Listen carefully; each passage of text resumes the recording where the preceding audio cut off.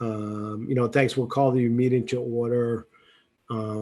54, the July board meeting.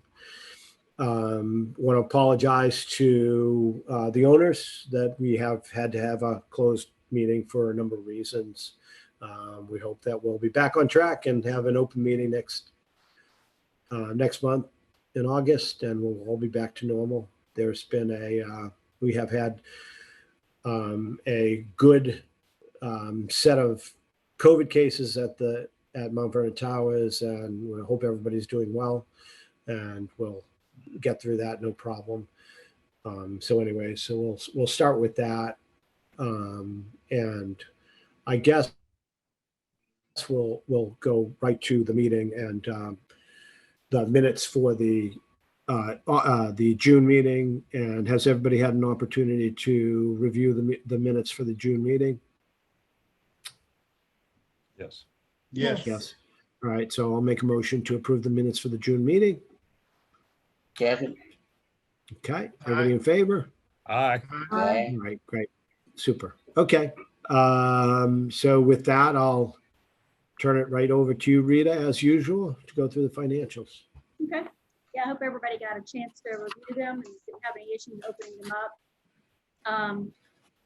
Moving on, for June, you'll notice our total revenue was $487,778. Our total expense was $437,849.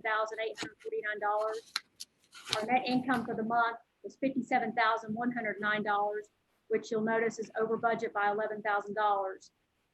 For the year, we're roughly $200,000 better than budget so far. I did add a column in the financials to show the variance between my June forecast versus the June actuals. You can notice all departments are still pretty close to the forecast, except we're still working with dining. Mentioned last month about our electricity, it's still hovering about 20% higher than budgeted. You'll also notice, while it's not a huge number, but it is something that piqued my interest, is cleaning supplies are up 50%. We have recently shopped out the supplies that we normally order each month for housekeeping, and it appears it to be across the board that there's inflation in that area. You'll notice the repair cost is a little over budget for maintenance, as well as we did have some unplanned issues this month. Both are associated with some hot and cold water lines that were crossed, and of course the boiler repairs that were an issue a month and a half ago, I guess. Like I said earlier, the new boiler system has been ordered. It was a 6-week lead time, so we're about 3 to 3.5 weeks out right now of getting that in. Once that's installed, then fire systems will come in and put the detectors system in and service it to the front desk. We also had our annual fire inspection, which added $7,500 into our expenses that I did not anticipate. They did make us replace 90 fire extinguishers. For the dining department, I have increased my forecast moving forward in food costs, as we all know that inflation increased in that area. It's not coming down. Also increased the forecast for the labor to be more in line with the actual run rate thus far. I'm hoping to see some decrease in our labor, but it's not happening yet. We're continuing to work on it. I will say that I had 7 resumes that I received for the dining room over the last probably week and a half. I set up interviews myself to meet with Steve. I've emailed each one of them as well as Steve did, and none of the interviews I set up actually showed up this week to meet with him.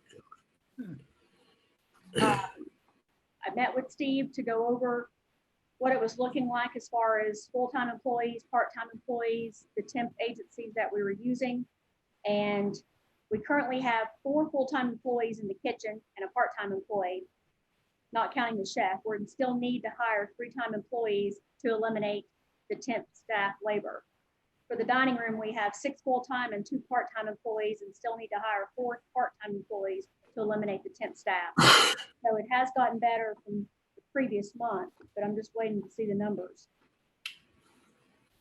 In the last board meeting, I was asked if our HOA dues were covering our operating expenses, not including the personal care center, because they're standing on their own. Our HOA dues have covered all of our operating expenses except for the month of March and June. and I can share with you guys as well. All right. In the budget, I mean, in the original proposal for the budget for this year, we did not forecast that we would cover. Right, not until 2024, I believe. Right, right. We're getting a lot closer, but we did not forecast that we were going to cover. Right, right. Okay. Any questions on any of that? No. Okay.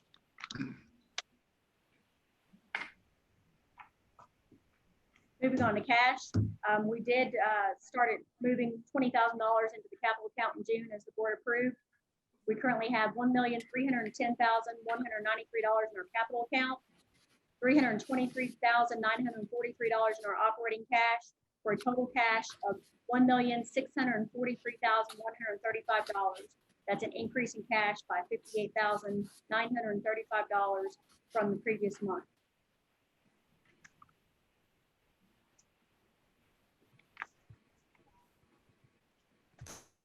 $1,600,000, okay. Yeah.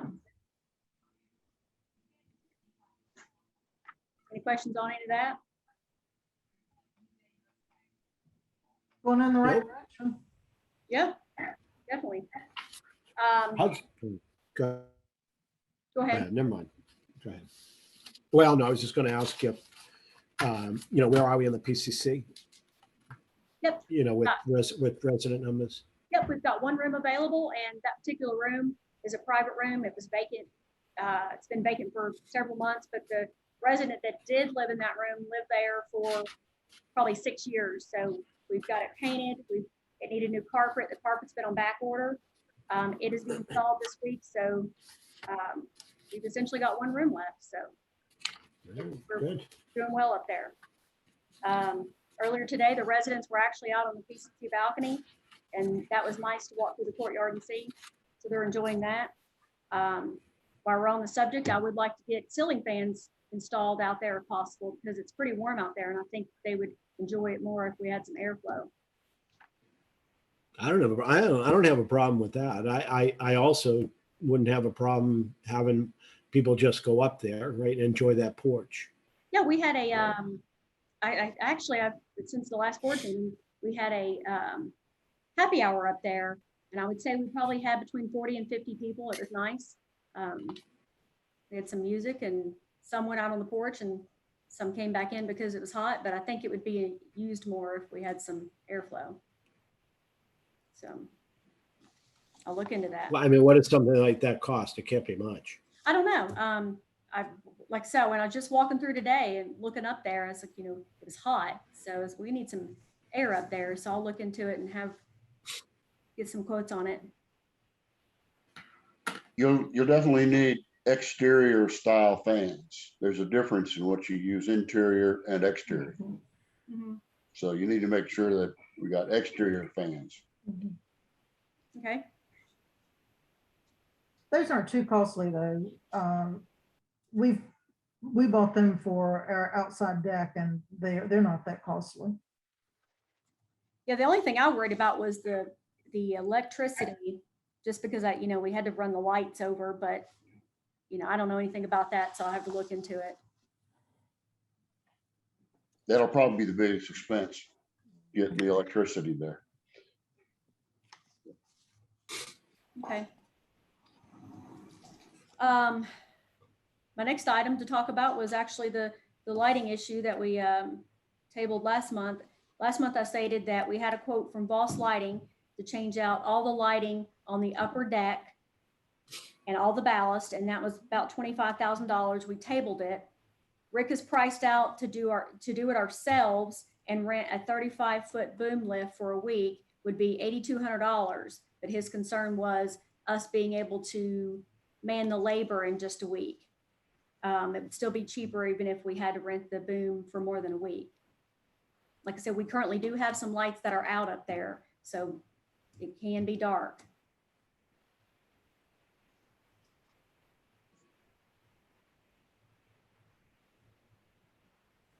Well, Can we he use would the- need, He would need Go ahead, Scott. to, in order to just get 1 week, he'd have to put a priority on getting that done, even if it meant some overtime for the staff. Yeah, it would still be cheaper than. For us to do it. Mhm. Yeah. I did get a question on the lower deck, the covered parking area, that, at dusk and dark, some residents do go out and wear darker clothing and it is harder to see. Under there, we have 60 fixtures, 60 light fixtures, and each one of them are a 300-watt LED cob bulb. One problem is the height issue doesn't allow the light to spread as much as you would think it would be. We can't add fixtures because we'd have to drill into the deck and that would weaken the structure. We could try to put a different light fixture on it. No guarantee that it would resolve the issue, or we could have new diffusers that are custom made. So it's just whether you guys want me to pursue it or not. Let me look at that. I didn't know you were looking at something on that. So I'll look at it and see if there's Since the any. last board meeting, it's come up from a resident, so. Yeah, well, it's been this way for 35 years, so maybe one more board meeting won't hurt. So let me take a look at it and see what goes on, because a 300-watt bulb is a pretty good sized bulb. And there are LEDs now which would pay for themselves in there pretty quickly, I'm sure. Well, So- it is a 300-watt LED cob bulb that's in there. We've got LEDs in the parking. Oh, they're LED comp, no, so it's a 300, it's comparable to a 300-watt. Mhm. Okay, but it's an LED. Yep. Okay, well, that's good. That's good. So we're talking then about a fixture of some kind, probably. So, but still, let me walk out there and get with Rick and see if I can get a better if I can get a recommendation and know more about it. Okay. I actually got a question about this, but I'm gonna go ahead and bring it up just because I had a whole thing to say about it anyway. I know those of you that live here, you probably hear this every day almost about the Wi-Fi issue. We have access points on floor 10, 7, 4, and 1, which used to be just fine, but we have more residents streaming. We have more residents, using the internet, so it's become an issue. We hired a consultant that specializes in our brand of wireless access points for our type of facilities a couple months ago. We've had meetings with him. We've been going back and forth on some of his suggestions. And he suggests that if we're going to continue to use the current Wi-Fi system that we are using, that we need to run access points on every single floor, which would involve running 130 more access points, four ports, as well as cable, which is about $25,000. Our IT department would handle that because David and them currently have run the 80 access points that we currently have. In the end, this consultant still does not think it's going to solve our problem. He thinks that we need to go to a system where each condo has their own individual router. We're looking at $95,000 to $100,000 to do that. And we have to keep in mind that we don't charge for internet. So it's at least every day that I get some type of complaint about the internet service being weak, not being able to stream Netflix, so forth. In talking with David, he said we could take one floor that is problematic, which is the 7th floor. And when I say problematic, I mean that floor seems to have the most issues with interference and internet problems. We could spend about $4,000 adding the access points to see if that was actually going to help solve the problem. What I don't want to do is just put a bunch of money into adding all the access points and it doesn't help. And then we're back to square one, still giving a free service away, but spending the money. So what are your all's thoughts on it?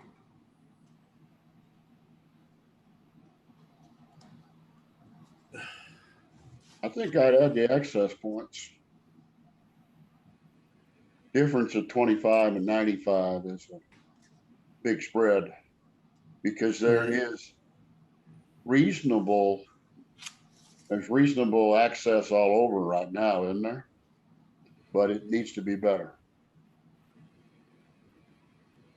Well, we got a throughput issue, right? That's what that is. It's all throughput. Right. And also Comcast affects our network, but our hands are tied because we can't tell Comcast that they can't have service in the building area.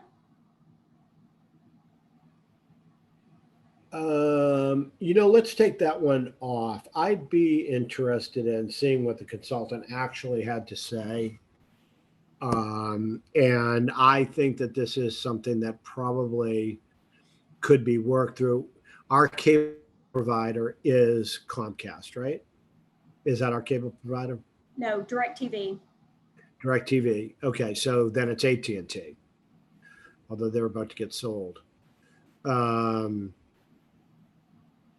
would like to look at that. Having quite a bit of knowledge in that space, I don't know that we've got all the solutions on the table yet for a multi-tenant building like ours. Oh, yeah, definitely. I mean, I think it's a challenging building. And I know the frustration, but it's like I said. We have regular risers, right? We have regular risers, right? In the building where we have cable access, and we don't have any fiber in the building, I assume. Right. Right. And so the question is, for me, is whether or not somebody like AT&T would come in and actually build out fiber if we had the tenants and we were willing to pay for a certain aspect of that through subscription. And if they did, then we probably are going to get a really good deal and really good service. And now you're just putting a device on the fiber. Because we've got electricity, we've got cables running into every single unit. We've got it coming up risers. And so I just think that there's alternatives to this. Okay. I would like to see some improvement in that area because that's just going to lead to us in our vision of what we would like to be going forward in the future. You got any contacts at AT&T anymore there, Janice? Yeah. I think what you're saying, Brian, is a good idea, and we can go to something like that. But I think realistically, I think the residents, if they want a better service to be improved, they have to pay for something of it. Yeah, I mean it can be optional too, right? So it's not required. If we were to wire the building, the right way, then we could easily add service to units. Right, just like we do the TV service. Yeah, that same concept. Yeah, I think we're binding ourselves to the sort of the method that we use today. We're sort of stuck in that. This is what we use today, and so let's build on what we use today. And I don't think that that's right.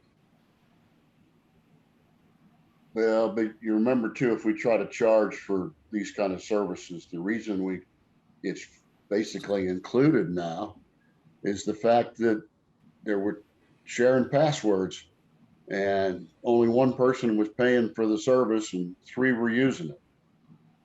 Well, that's true, but that's what the consultant was saying is that, his ultimate recommendation is for each condo to have their own service, but their own router to where it's secure and they have their own password and it's not one password for the whole building.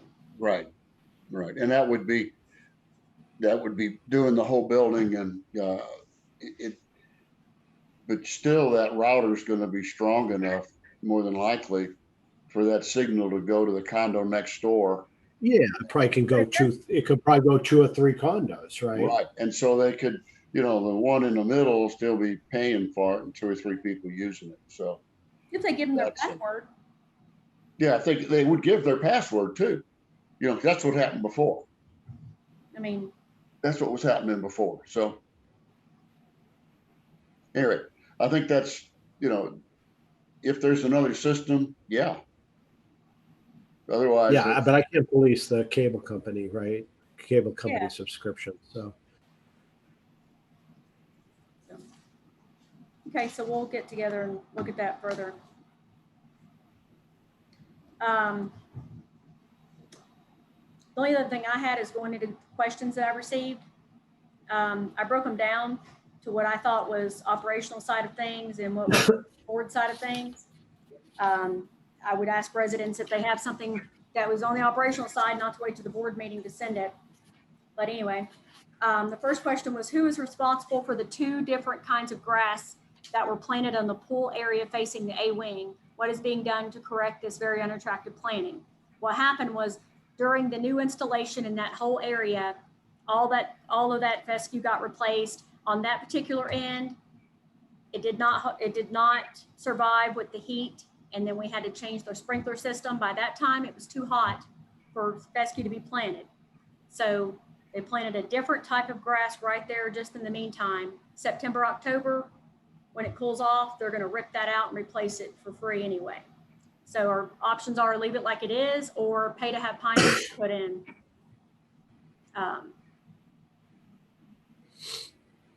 So Reed, you haven't mentioned it to me, so it must be okay. No, I say leave it till to fall and then let's redo it. Okay. right. Residents are asking about the Floret meeting minutes for July 15th. They're long overdue. Please publish them so they can be handed out. They were already ready for distribution at the front desk. Some members of the dining room wait staff wear a uniform with MVT printed on the shirt. Some Morrison's printed on the shirt. What is the difference? Who are each group working for? Whose payroll are each on? Please explain. When we first started with Morrison's, any employees that were hired on full time, meaning they're employed by Morrison's, but we were one team, their shirts would have been blue and they would have had MVT embroidered on them. Since then, we had some turnover, and any employees that have been hired recently on full time, that's still Morrison's employee, has a blue shirt with nothing embroidered on them. The cost for embroidery went up, and to decrease the potential paying for that and turnover, they went to just a solid blue shirt. Any uniforms that have the Morrison's printed on it would be the chef's coats. They're automatically stocked, and they have the Morrison's on the collar and has the stuff on the side to put your pins in. They're all still a part of Morrison's. They're all on Morrison's payroll. I guess that's what that question meant. yeah, I mean, I think that it's important for us to be one team, one group, right? MVT, Morrison's, whatever. When we can get some stability here around the employment population, we would invest in uniforms that make sense for us. But And I don't see trying to deal with this issue here. yeah, and any employee that you see dressed in all black is means they're through the temp service. So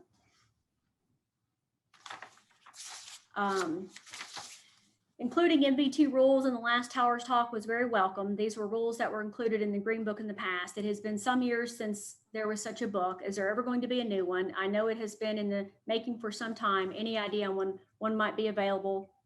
And basically the final draft is in review. I sent it to you guys. You guys have some notes to make and send back to me, and we'll go from there.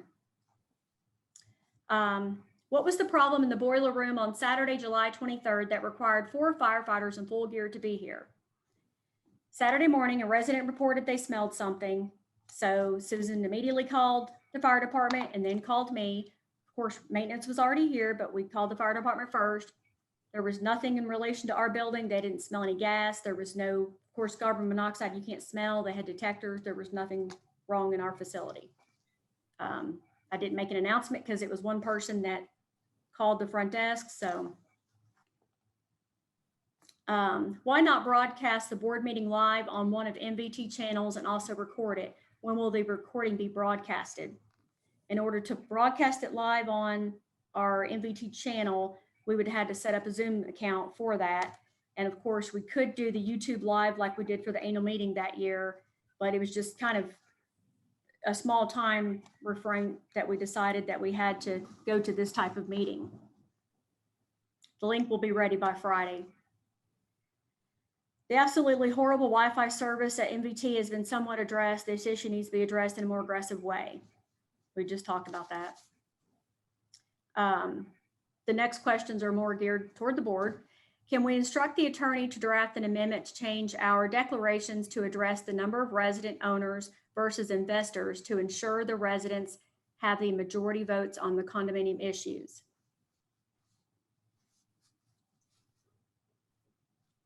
I know that we have talked about this as a board. Yeah, I think we have to discuss again our attitude towards the ratio of investor or renters versus owners. And, we took some, we took a stab at it a little bit as a board last year. We couldn't come to the right kind of agreement without it being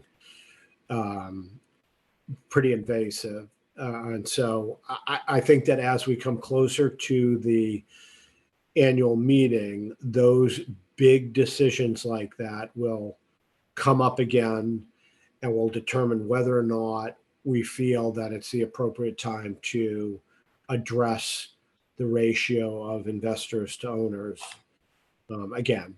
And I think we have some work to discuss, but I don't think that that'll happen in the next 30 days. As we get closer to the end of the year meeting, we'll bring, because obviously there's a lot of work that goes into that kind of change or any declaration change, let's just say.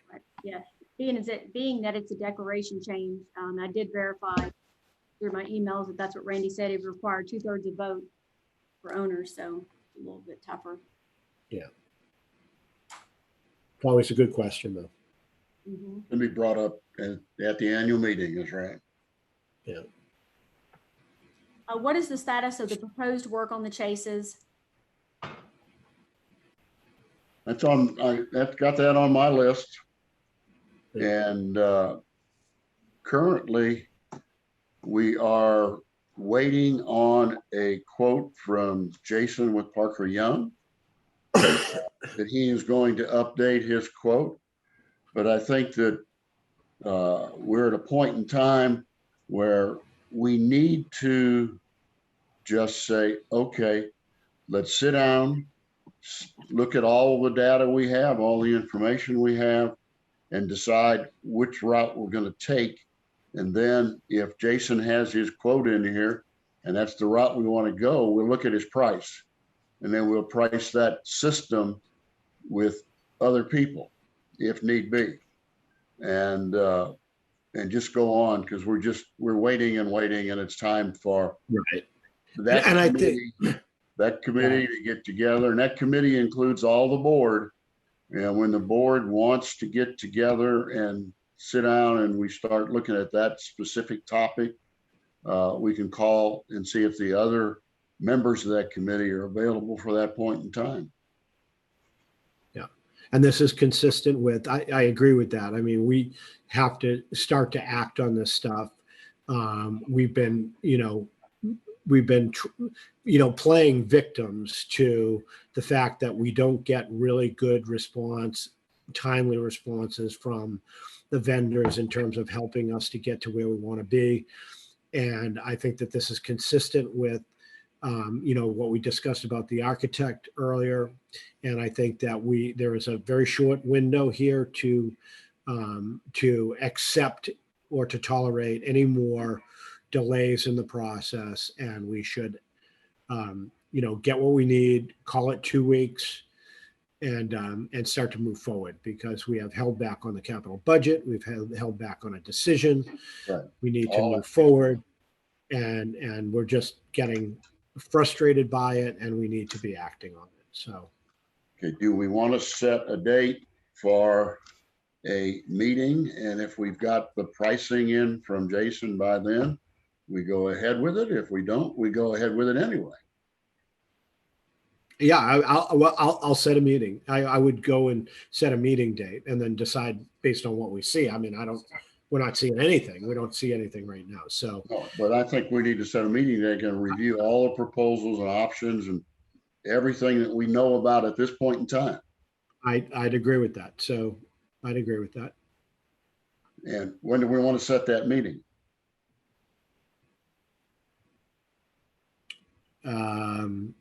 I'd be good with, I have to check. I certainly want to check my calendar, and everybody would want to check their calendars, but I would say mid-August would be right. I mean, if we want to try to set a date now, we could try to do that. 22, I don't have a 20. Yeah, I do have a 22 calendar. August. I would have to do it before I would have to do it before the 25th or before the 24th. Okay. Actually, I would, we're looking at the end of this week next week starts August. So next Friday of next week is the 5th. And then the Friday after that is the 12th. So you want to give there'd be lots of times if we said Monday, August the 15th.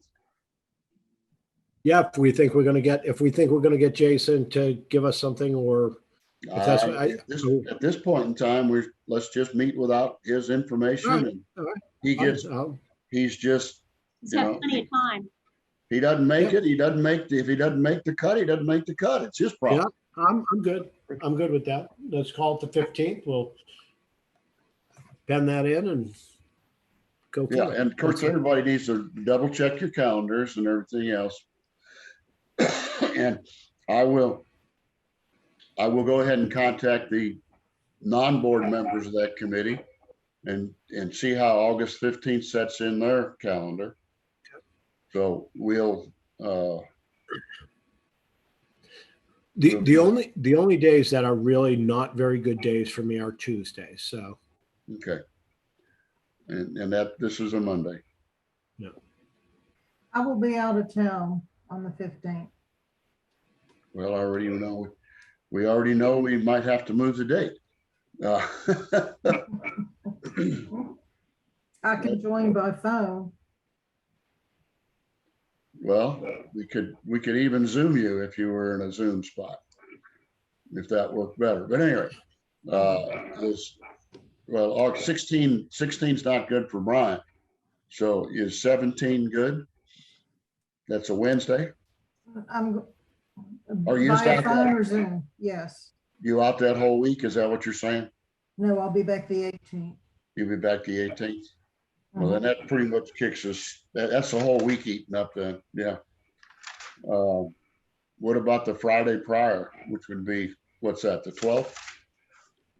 No, yeah, the 12th. Well, you haven't even talked to the other members yet. So let's just get Yeah. some options on the table. Janice, you are available by Zoom, Yes. and that's not a problem. No. In person, that week is a tough Okay. week for you in person. When I say I can't do Tuesday, I mean I can't do Tuesdays. Yeah, no.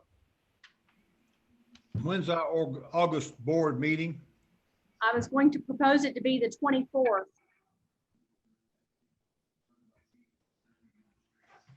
Okay, I'm okay with that day. Yeah, I should be okay. Okay. Okay. I only have one more question from the same person. Will there be a replacement board member for Bill? How will the person be chosen? Well, we discussed that a little bit and, Yeah, recap, Brian, what's going to happen? Yeah, I mean, what's going to happen is, we're going to send a note out to the resident owners via email and just see if anybody's, inclined to want to be interested in the position. We'll go from there. it will be a temporary position until election time. That's correct. Okay. And it'll be an appointment by the board.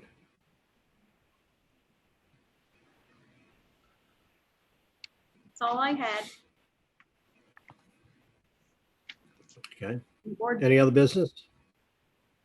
I have some general committee reports on the Morrison's committee has met and working on a comment card in conjunction with Steve Austin.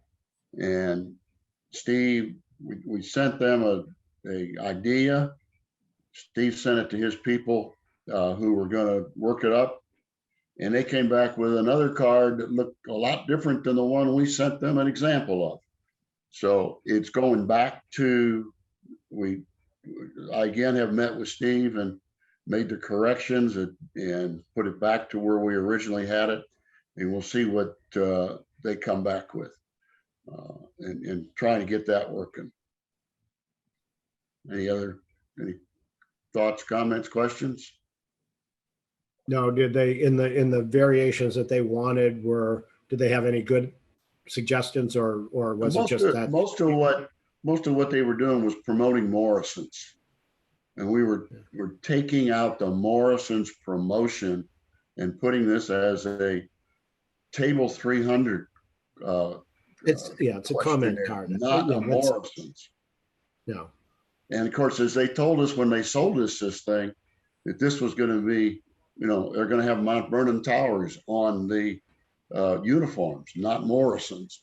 They told us everything was going to show Mount Vernon Towers are table 300, not Morrison's. Well, they've come back to throwing the Morrison's name up front and center. So we just sent it back to them. Yeah, it's not okay, that's fine. I would agree with that. Yeah.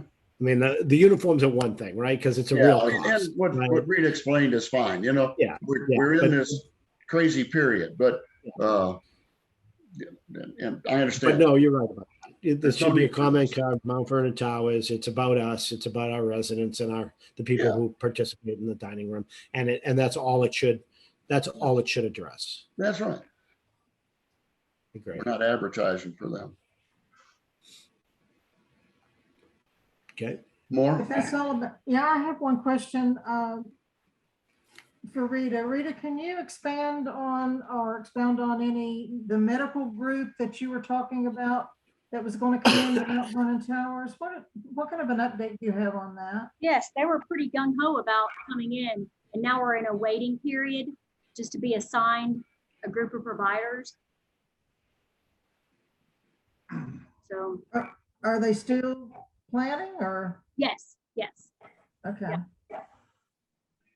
Do we have a time frame for them? They have not given a time frame. I know that they know that I'm pretty interested. I think it'll be utilized a lot by the residents here, especially the primary care. Okay.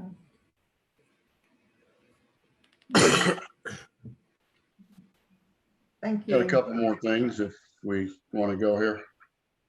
Next Tuesday, I've got an engineer coming in to look at the stairwell to see about those cracks. Another engineer, as we talked about at the last meeting, we were thinking about getting another engineering firm in, and there's one coming in next Tuesday to at least preview it and see what he thinks he can do for us.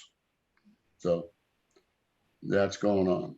Also have a price quote coming in to actually protect those cables that are showing through on the parking deck.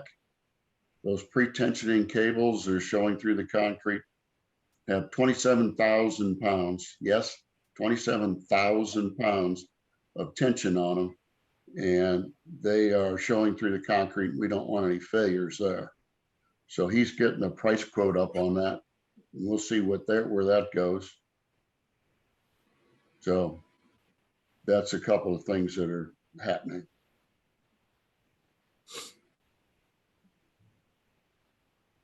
Okay, thank you for that. Any other business?